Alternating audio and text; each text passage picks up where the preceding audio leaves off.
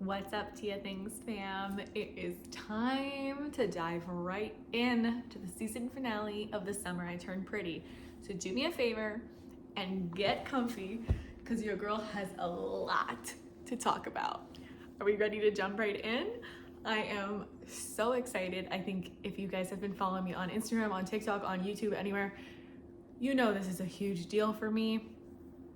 Little bit of background for the new people joining us today. I have been obsessed with The Summer I Turned Pretty book series since I was like 13 years old, and I read them every year over and over again, and I just love them. So for me, this series coming out on TV was a huge deal, and every episode coming out is a huge deal. I love seeing how they follow the book, what they change, what they modernize, the characters, how they cast, etc. So if you haven't watched my other videos, you might want to jump on there first because today we are tackling the finale. And let me tell you, I'm not holding back. There will be all kinds of spoilers, references to the books, references to what I wish happened, characters, how I feel about certain characters. And last but not least, we're going to talk about what team I'm on because, hello, we need to. So stay tuned. All of that is coming up right now. Here we go. First things first, we're gonna talk about this episode in kind of a chronological order if we can. I might end up not doing that, but I'm gonna try.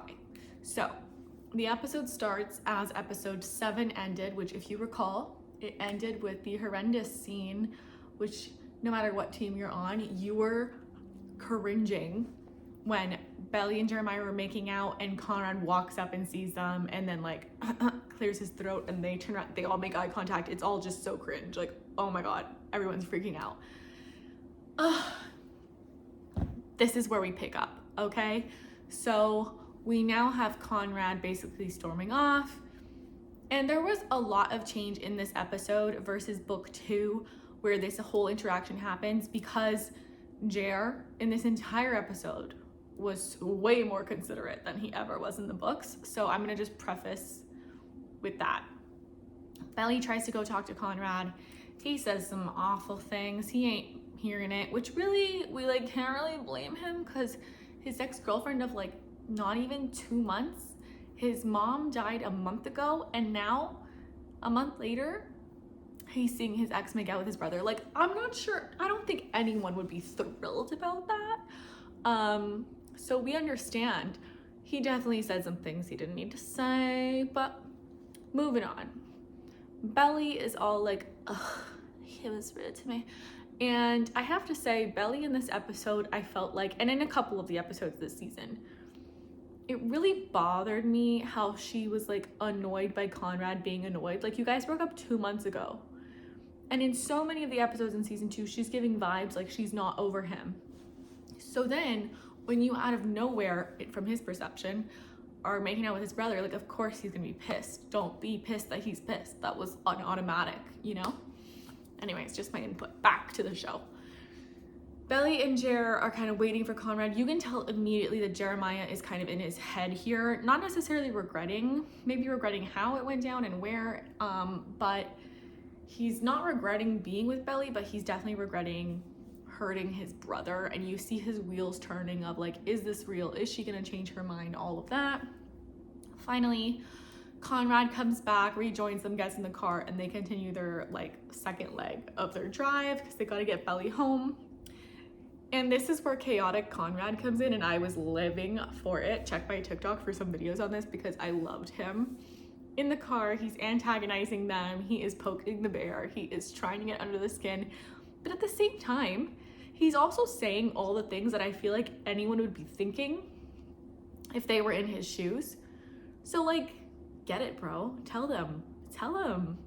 And it's the first time you see him unapologetically open up and just let loose, which he does not do ever. So I loved this scene. I was laughing. I thought it was so funny. I thought it was well done, and it was needed in terms of like, for the viewer, we got a little bit of like a chuckle out of it. And also like, he deserved a little bit of that vindication, you know? So the car scene happens, they're pulling over at a motel, etc. The just before the motel, the scene where they go buy candy, and he knows she loves the, what are they called? Sour fishies, the gummies that are like a really sour fish. And Jer buys the Swedish fish, and it's like a whole funny interaction about how that's not the one Belly likes. Like, I thought that was a little bit like, okay guys, yeah, like we don't really need to fight that literally over which one she likes better. But I think it was just to show that he just automatically knows her better, like without a doubt he does. Doesn't mean he's better or worse for her, but he definitely knows her more than Jared does. Then we get to the motel, and this whole part where Jeremiah is like basically begging Conrad to tell Belly that he has feelings for her and that he still loves her and everything. Let me just say this. It was beautiful, necessary, and I think very well planned out in terms of Jeremiah's perspective and how things will play out in season 3. And obviously we understand, because he doesn't want to be second choice. Like, he wants whatever choice is made to be the right choice and not be because he was the only one left or whatever it may be. That being said, none of that happens in the book, and that is pivotal to how things go in season 3. Is Jer is not considerate in the books. He's not this like self-aware and aware of everyone's feelings and looking out for everyone else, and that's why book 3 goes down the way it does. So this whole thing really did make me kind of start thinking about the next season and like how they're gonna do that. They have said that they're gonna stick as closely to the books as possible, so book girlies know what's coming, but it is still like they're gonna have to make some changes, because you can't say he was inconsiderate or walked all over Conrad or anything like that, because he definitely didn't here. He was actually overly sensitive, I think, to everyone else's feelings, and Belly was just not. I think Belly just has so much like pent up, not necessarily anger, but like disappointment in Conrad from their past together, that she just was like completely shut off to even truly considering him, and considering getting back together with him, which is fine. He hurt you, he was an asshole, you don't even need to consider him, but like say it. Like when she's laying in bed and they're sleeping on either side of her on the floor, and she's like, she can't sleep, she's like in a deep debate. So obviously it's not that easy of a like decision to pick one or the other. You're having a serious night thinking about this. And like what was frustrating as a viewer, I was like, so pick neither. Like if it's that hard to just decide if you want to be with one or the other, maybe you shouldn't be with either of them. Like, and again, as a book girly, I understand all of this in the sense of like the greater storyline, but from like a TV show viewer perspective with no like context from the book, that would be so odd to me. And I felt it too. I was like, well, if it's that hard to decide, like just be with nobody, like that's okay too. And I think a lot of the stuff in this episode were a little bit more digestible if you've seen the books, read the books, than if you have no context whatsoever. So then they leave the hotel. She's made her clear choice. Conrad tries to say that he didn't mean it when he said he still loved her, but like obviously that's a lie, because then he's like, get her home safe. And okay, Conrad's little moment, it's not even a breakdown, because he doesn't like have like raw emotion coming out of him, but when he like after leaving them in the hotel room and Exile is playing, first of all, illegal. Like the way the soundtrack should be illegal, it's that good. Like Jenny Han, the soundtrack team, geniuses across the board. Okay, give me a job. But that part, whether you're team Conrad, team Jared, team Belly, team nobody, that part you had to be like, oh my god, poor guy. Like poor guy, that must like rip your heart out. Like you guys broke up 2 months ago, your mom died, you're going through all these ups and downs of losing the house and college and this and that, and you think you're gonna get the girl back, and then this happens, and then you remove yourself once again to try and help the people you love. Ugh. Like this guy just has the weight of the world on his shoulders, and you really feel for him. Not taking away the fact that he's made some asshole moves, but you do just feel for him. I think you have to. And I think that because of how they changed Jeremiah in this episode and made him so considerate, and then they showed Conrad's kind of like the conclusion of how he's feeling from that, they made you basically like both. Basically, no matter which team you are, they didn't make one the bad guy or the good guy. You just hope both of them are okay. And then the episode ends with Belly and Jeremiah going to volleyball camp. And basically what kind of annoyed me was they really highlighted how like everything turned out great for Belly, basically, when she's playing volleyball and having such a great time, and her life is basically 10 on 10 at this point. And like you're happy because you watched her life be miserable for a year, but like you do, in my opinion, I was like, okay, like you left Buddy in the dust though. Like I'm a bit weirded out by that. I didn't love Belly because of how she handled shit this season. She annoyed me more than anybody else, I have to say. So that's my thoughts on the general love triangle storyline that happened in episode 8, also the season finale of The Summer I Turned Pretty.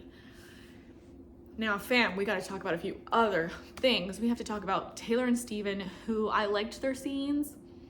I thought the Milo diss track where he's eating a sandwich listening to the diss track about him was hilarious. Like that was such a relatable scene.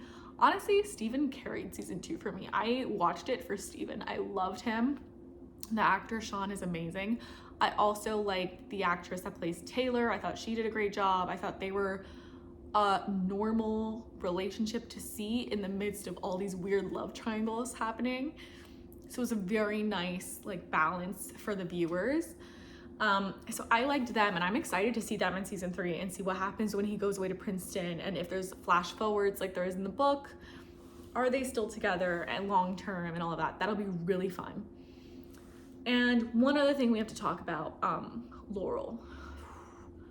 Laurel, thank God for episode 8, because Laurel, episode 7 was just a life awakening, it seems like, for Laurel, because she came back to her senses and was like mom goals in episode 8.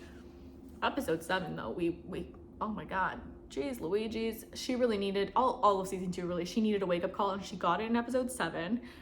So I'm happy that she kind of turned things around in episode 8, and you even see her going back to her normal life, this authors group, and reading her memoir out a little bit about Susanna. That was, I think, a pivotal moment. A lot of people are talking about how they would love to see a spin-off. I would too, but not so much about Laurel and Susanna present time, like when she's fighting cancer.